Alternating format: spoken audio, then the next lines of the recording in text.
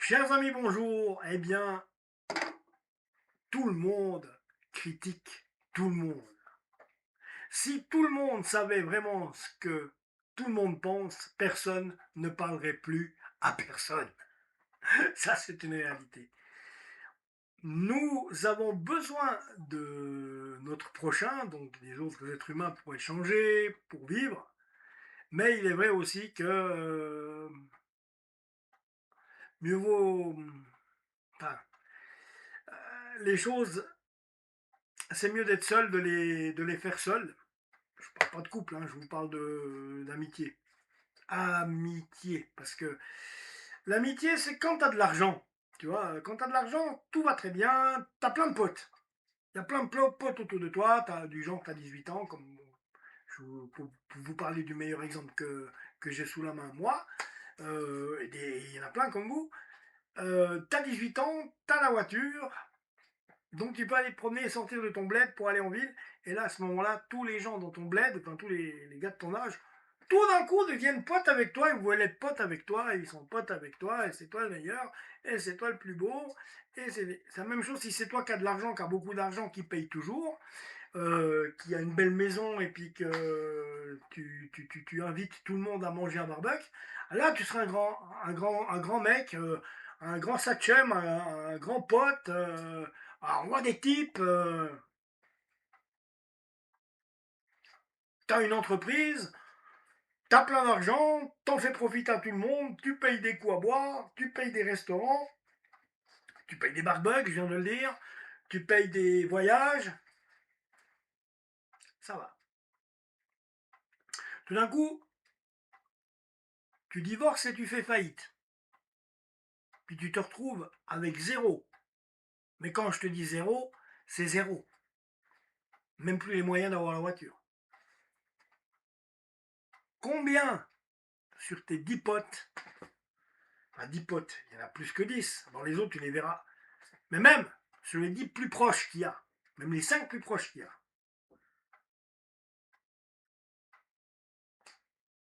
il n'y aura plus personne.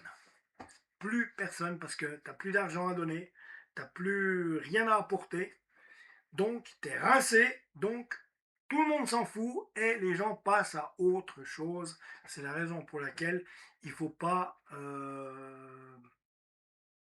être dans la dépendance affective, compter sur les autres, tout le temps remettre toute notre vie, et nos angoisses d'être seul sur les autres, parce que quand ils disparaissent, eh ben, t'es perdu. Il y a des clés. Il y a des clés. Alors, pour justement ne pas être dépendant affectif.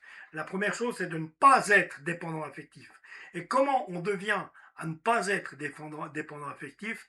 Déjà, c'est peut-être un peu égoïste, mais commence à penser pour toi. Dis-toi bien que si toi t'as rien, c'est personne qui va te le donner. Dis-toi bien que si tu fais pas les choses, c'est personne qui va les faire pour toi.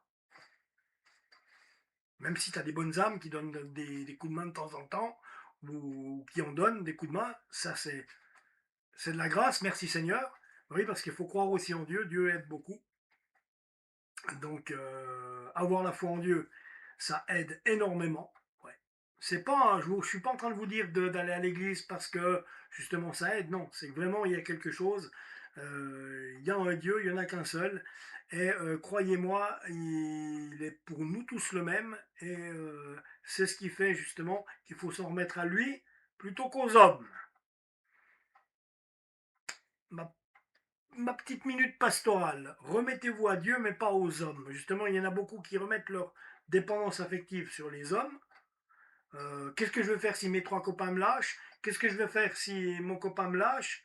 Euh, il faut avoir une alternative. Il faut, dans ta tête, il faut avoir toi un autre idéal, c'est-à-dire ben, avoir une foi en Dieu, parce que ben, Dieu il sera toujours là pour t'aider, il sera toujours là dans ta vie dans les cas de coup durs, il sera toujours là. Mais par contre, euh, toi, regarde pour toi et ne remets pas aux autres les clés de ton bonheur. Parce que ton bonheur, ça dépend de toi. C'est comment tu prends les choses. Comment ça dépend de ce que tu fais, de ce qui t'arrive. On en reparlera. Mais tu dépends, justement, ça dépend de ce que tu fais, de ce qui t'arrive. Mais il faut surtout pas remettre ton cœur et tes espoirs dans les autres personnes. Surtout pas faire ça.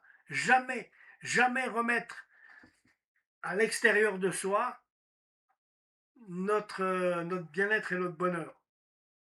Parce que ça dépend que de nous, ça dépend de notre libre arbitre, ça dépend de ce qu'on décide de faire, de ce qui nous arrive, et, et,